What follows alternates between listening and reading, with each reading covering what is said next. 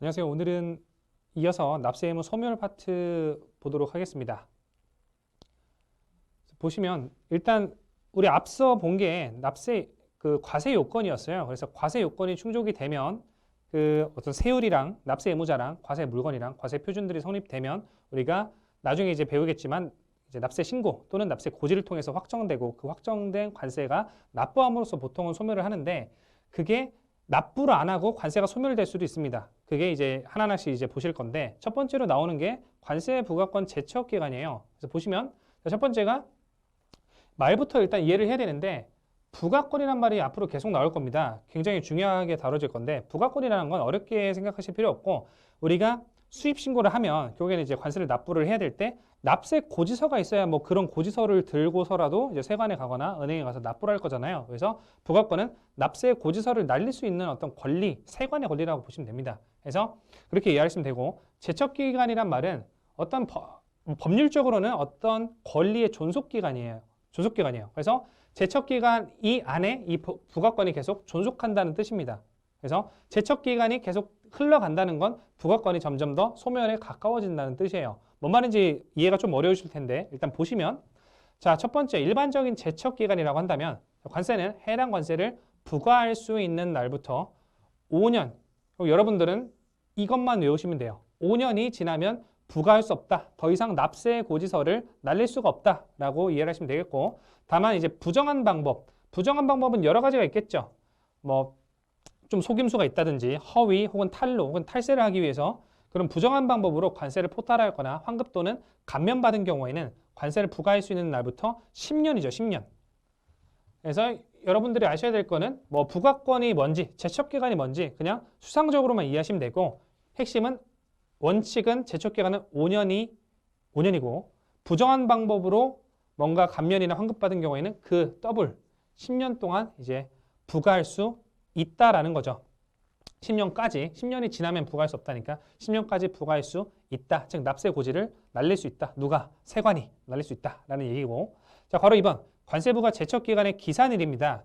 우리가 이제 일단 밑에 거부터 보시면 자, 원칙 일반 수입 신고한 날에 다음 날을 관세를 부과할 수 있는 날로 한다. 즉 이 날부터 납세 고지서를 우리가 날려서 그 납세 의무자로 하여금 관세를 납부하게 할 수 있다. 즉 부과권을 행사한다라는 의미인데 뒤에 보시면 굉장히 뭐 어렵게 나와 있어요. 근데 제가 앞 페이지에 대원칙을 하나 적어드렸습니다. 이건 법적인 표현이 아니고 제가 이제 그 정리해서 만들어 놓은 표현인데 과세물건 확정 시기가 언제였죠? 우리 앞 시간에 수입신고 시였어요. 그 수입신고의 다음 날 과세물건 확정 시기가 원칙적 그 과세물건 확정 시기로 있었고 아까 봤었던 예외적인 어떤 특별한 경우에 과세물건 확정 시기로 있었습니다. 그 다음 날 어찌 됐건 간에 그 다음 날이 관세 부과 제척기간의 기산일이 된다. 이게 대원칙이라고 암기를 해두시면 문제를 푸는 데는 큰 그 어떤 어려움은 없으실 거예요. 보시면 자 수입 신고가 결국에는 과세물건 확정 시기죠. 이때도 수입 신고한 날에 다음 날을 관세로 부과할 수 있는 날로 한다. 두 번 출제가 됐고 이게 어떻게 오답으로 출제가 될까요? 수입신고 한 날을 관세를 부과할 수 있는 날로 한다. 혹은 수입신고 수리한 날에 다음 날을 관세를 부과할 수 있는 날로 한다. 이렇게 뭐 바리에이션을 나올 수가 있겠죠. 오답선지의 바리에이션은 이렇게 나올 수가 있겠고요. 자, 그 다음 페이지 보시면 다음 각 호의 경우에는 해당 호에 규정된 날을 관세를 부과할 수 있는 날로 한다. 결국엔 핵심은 다음 날이에요. 다음 날. 공통점. 그죠?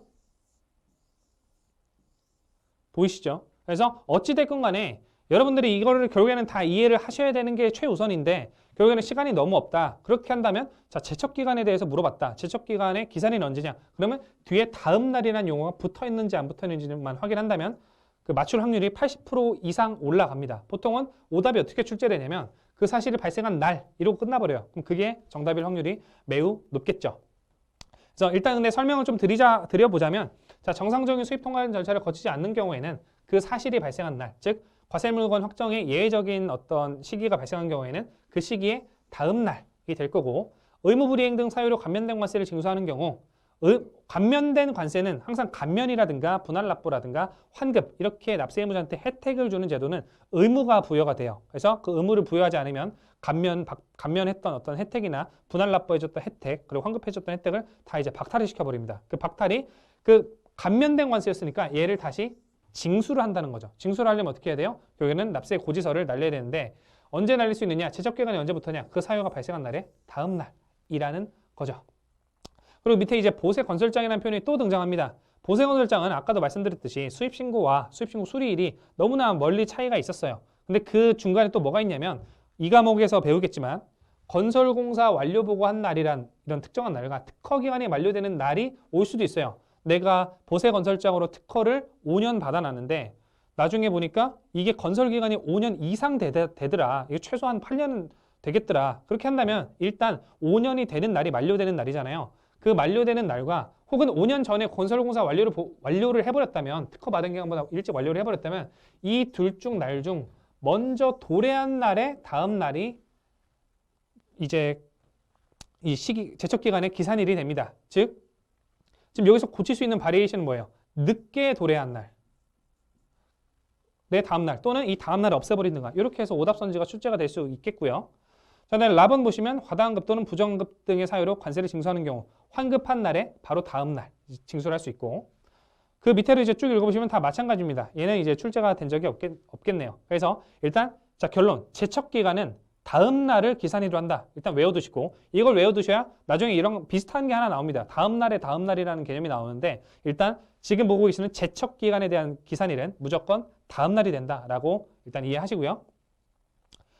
자, 지금 볼 거는 특례적인 제척 기간이에요. 우리가 앞서 본 거는 기산일이고 지금 볼 거는 얼마 정도의 기간 동안 주어지느냐에 대한 얘기입니다. 그래서 보시면 다음 각 호의 어느 하나에 해당하는 경우에는 일반적인 제척 기간에 불과하고 아까 몇 년이었어요? 5년 또는 부정한 방법은 10년이었죠.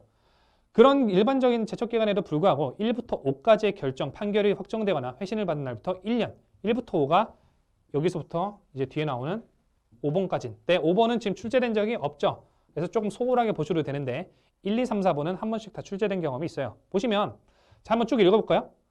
자, 이의신청, 심사청구, 심판청구, 감사원법에 따른 심사청구, 행정소송법에 따른 소송, 그리고 뭐 압수물품 반환 결정 이런 것들은 지금 뭐 검사 지휘받아서 하는 거거든요. 사법경찰 관리가. 그래서 이런 것들은 뭔가 이슈가 있는 거예요. 이슈가 있다고 한다면 관세 불복이 있다던가 뭔가 납세자나 세관이랑 뭔가 지금 의견 조율이 안 돼가지고 어떤 조세심판원이라든가 혹은 이제 법원이라든가 이런 데까지 올라간 경우에요. 근데 우리가 아시겠지만 일반 이제 법원같이 이제 소송까지 이렇게 올라간 경우에는 5년이 넘어갈 수도 있어요. 그래서 5년이 넘고 10년이 넘는 재판이 있을 수도 있습니다. 그런 경우에는 일반적인 제척기간 언제라고요? 5년이라고요. 5년이 넘어버리면 어떻게 한다고요? 더 이상 납세고지서를 날릴 수가 없다고요. 관세를 이제 징수할 수가 없다고요. 그렇기 때문에 이런 경우는 5년이 쉽게 넘어갈 수도 있을 확률이 매우 높아요. 그런 경우에는 이게 판결이 났는데 이미 일반적인 제척기간이 5년이 지나버려서 납세고지를 할 수 없다. 그런 경우에는 그런 어떤 불합리함을 막기 위해서 그런 결정 판결이 확정되거나 회신을 받은 날, 판사님이 땅땅땅 때린 날로부터 1년까지는 제척기간을 쉽게 말해서 연장해 준다는 거죠. 그래서 여기 옆에 제목을 연장이라고 이해를 하셔도 돼요. 제척기간의 연장 또는 특례적인 제척기간이라고 그 뭐 상호 이제 치환해서 이해를 하셔도 크게 무리는 없을 겁니다. 그래서 1년이라는 거 알아두셔야 됩니다. 어떤 관세에 불복이 있는 경우 1년. 근데 이제 우리가 또 출제가 되는 부분은 7번 목차 있죠. 7번 동그라미에 뜨는 결정 통지일로부터 얘는 또 기간이 달라요. 7번은 뭐냐? 자, 관세 과세 가격과 국세 정상 가격. 얘는 지금 세관에서 하는 거고 얘는 뭐예요? 얘는 지금 국세청, 즉 관세청과 국세청의 어떤 그 가격이 차이가 난다는 거잖아요. 사실 이거는 회계 공부를 조금 하셨거나 세법 공부를 하셨으면 관세의 어떤 과세 표준, 아까 봤었던 과세 평가 있죠. 가산요소 더하고 공제요소 빼고 그런 것들이랑 국세 정상 가격을 하는 거, 얘도 어떤 과세 표준을 그 해당 세목에 맞게 구하는 거거든요. 근데 그게 관세랑은 당연히 다를 수밖에 없잖아요. 근데 그게 차이가 있으니까 납세 의무자는 이상한 거예요. 관세 과세 가격은 뭐 1,000원이라고 했는데 똑같은 물품에 대해서 국세를 부과할 때 정상 가격은 뭐 1,200원이라고 하니까 아 뭔가 이상하다. 이게 조금 더 들어가면 이제 법인세적인 효과라든가 뭐 절세 효과라든가 이런 것까지 들어가는데 거기까지는 이제 설명을 안 들으시는 게 좋아서 설명을 안 드립니다. 그래서 국세 정상 가격 조정 신청에 대한 결정 통지. 만약에 1,200원을 다시 뭐 1,000원으로 하겠다.